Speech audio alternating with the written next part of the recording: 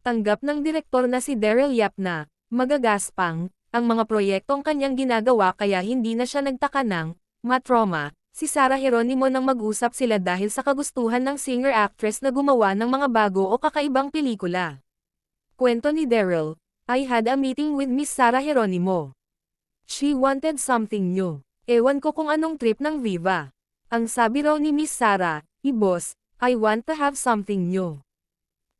Gusto mo pala ng something new, ha? So ipinamit sa akin, na trauma. Nag-meeting kami sa office ni Boss Vic, Del Rosario, Derek, meron ka bang naiisip para kay Sarah? Sabi niya, pero hindi naman po yata. Naiintindihan naman daw ni Daryl ang resulta ng pagtatagpo nila ni Sarah. Aniya, in showbiz, we have lots of restrictions not because we don't want them, but because you are tied into a contract. Meron kang image na pinoprotektahan. So, I guess, I'm always ready to work with stars that are also ready. Kung meron man akong hindi babaliin o babaguhin, yun yung formula ko when it comes to filmmaking. You always offer something that's truly new. Something that's truly untouched. Bukod kay Sarah, nakipag-usap din si Daryl sa ibang mga sikat na artistang gustong gumawa ng kakaibang proyekto, pero nagbago ang isip nang sabihin niya ang mga konsepto nito. I've been meeting with big stars for, 2 months already, and lahat sila, babalikan ako.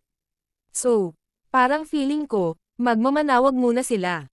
Feeling ko, magpapasurvey muna sila kung kaya nila, because my scripts can really break a person so I don't blame them if they need time. And when I'm telling you big stars talaga.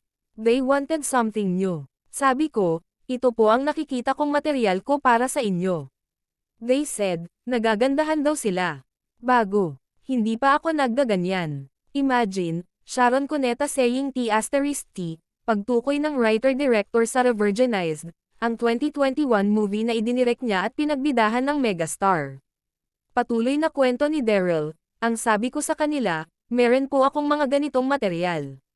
Ang sabi nila, honestly I like it, direct, pero I have to ask my legal team.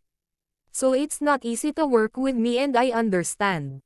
I choose to be very difficult to work with because I guess that's how you extract your real artistry.